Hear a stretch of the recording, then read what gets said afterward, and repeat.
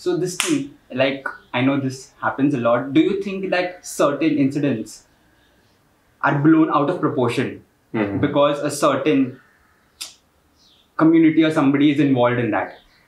I'll tell you one out of proportion in the sense that's one exaggeration. Yeah, like two examples. I'll give you one line, okay?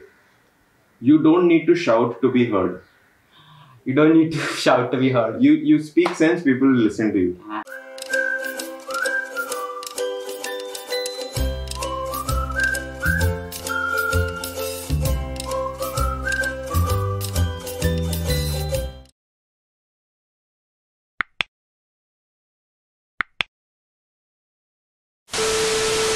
Hey guys, welcome back to another episode of The Untitled Show. As promised, we've come back quicker than last time without any delay. Thank you so much for the love, support and tolerance that you've been showing to us. Tolerance. And yeah, thank you for the love. Okay, we love the support and also because of your unconditional overwhelming support, we've come back with a bang. So I think we're good to go. Yeah, we're good to go. We're way motivated than we're ever been. Yes. Let's do this.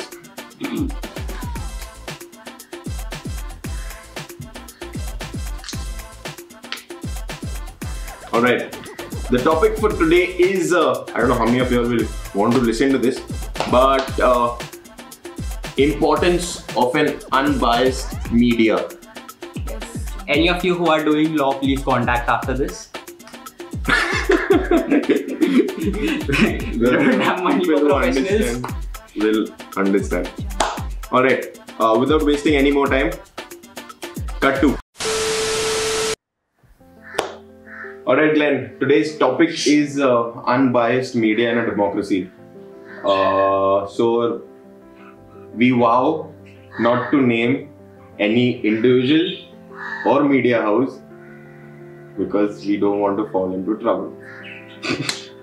Alright, let's do this. So, I mean, the most basic question is, do you think that nowadays certain media houses,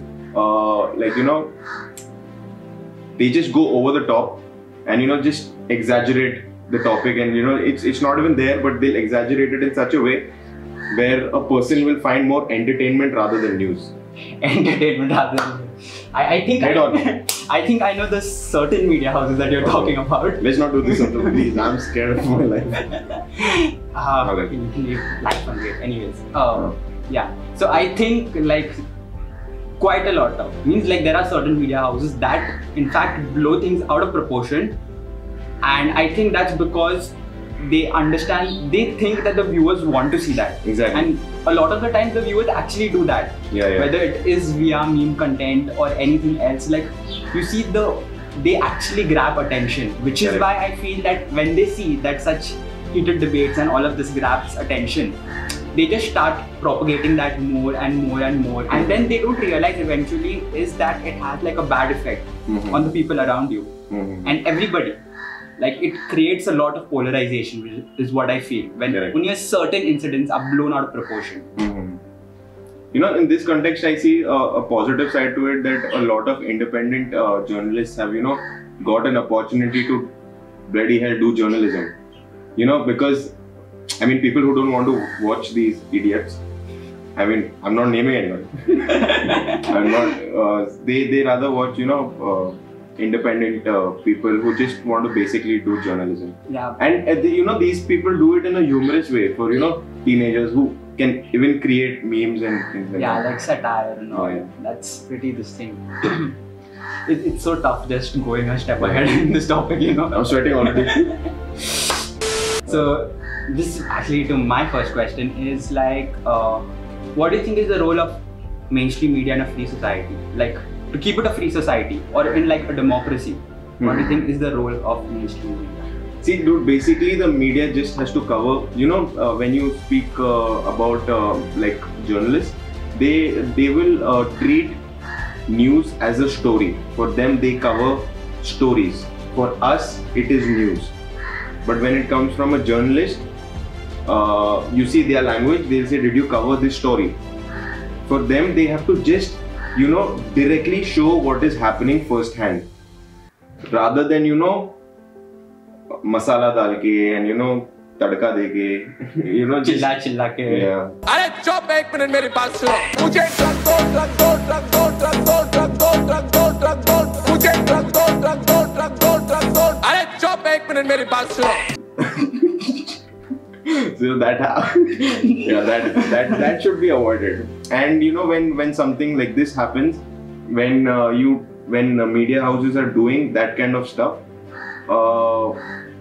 in a way political parties get a means to deliver their ideology through media houses. Yeah, that it has been. I think many people use that happens. What is your opinion on? Do you think it is fair enough for media houses to have you know, a particular ideology? A particular ideology. See, what I feel like, having an unbiased media is the most important aspect of any democracy. Like, only when it is unbiased can you tell truth straight up. Like, you can't take one side or this side based on your assumptions or something. Like, if you see anybody, they have to be analysts. And how do you analyze properly? How do you filter it properly? By keeping all your assumptions, Personal thoughts away, your notions, everything to the side, and just seeing it for what it is and telling it straight up, rather than putting your own twists and this and that. So I feel that is why I feel that you shouldn't be inclined towards a certain ideology. Like, you should just be straight up. That's what, show things firsthand. Yeah, show things as they are. Correct. Rather than just putting it here and there. So this thing, like, I know this happens a lot. Do you think that certain incidents are blown out of proportion because a certain community or somebody is involved in that? I'll tell you one out of proportion in the sense that's all an exaggeration. Yeah, like two examples. I'll give you one line, okay? You don't need to shout to be heard. You don't need to shout to be heard. You speak sense, people will listen to you. But when you start shouting, and that is when you understand you're not doing, you know, what you're supposed to do. You're doing something different, which is very understandable. But there are people who speak about it, but there are people who just let it go. And that is the problem with, you know, sometimes I feel, I mean, people might criticize this, whatever I'm going to say right now, but our politicians will talk that we are a country of 130 crores, that is our strength. But I see that as a weakness. I'll tell you why. You see abroad, there'll be 5 news channels. You see India, there'll be 500 news channels. So there is so much of competition in this crowd where you do anything possible to stand out. Okay. You see the Australian news, you see maybe the news in the UK. They're very boring actually. Boring. Yeah, they're very boring because they speak news. They just directly say what they want to say. No doubt they also have their own propaganda. Don't you think? But that's very minimal. Don't you think like the Indian audience has also become inclined towards such a thing? That is what I'm saying. Because there is so much of India mein bahut content hai. Okay. You know, there is so much of content. All the media houses are running behind that content. That one content has to be gift wrapped in such a manner where you need people to look at you. So that is why it happens. And you know, sometimes it is you can't. I don't know if you can blame them or not to blame them, but what they're doing is not ethically correct for maybe a democracy. Yeah. Yeah. So that's what you don't need to shout to be heard. You don't need to shout to be heard. I like that. I think I'm going to do that later on. Yeah, right. Yeah, that's it. What do you think? How big of a role do media houses play? That, you know, I mean, do media houses influence our mind in a way? Like if you're watching a news channel, the anchor is saying something. Maybe that might not even be true, but we consider it to be true just because it's coming on TV.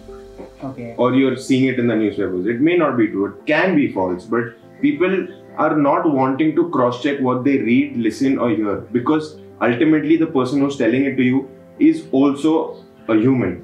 He can be wrong, but they'll just take it first hand that, you know, मैं ऐसा सुना तो ये correct है, and that's how rumors spread. Okay. So I think this part comes mostly because, like you were saying, we don't want to like go in depth. So what I feel is people actually want to judge somebody rather than analyze everything behind. Because we've come in a society where things have to be shared quickly or else it's gone. Correct. Like if it's old, then there's no point in it. It's not relevant. Correct. So what happens in such times is like you do not scan through every aspect of that news. Like go through every witness and everything. So when you do something like you do some things in a rush, like it's bound to happen. But the thing is, in India today, what I feel in India today. In India, comma today. Okay. Okay. Yeah. In India, comma today. The thing is that. The thing is that many of the people, they still watch news. Like a vast majority of the population still see the news. And I feel like that is the main form of digital content that we are consuming. So any form of digital content that you consume will have an effect on your mind and thought process.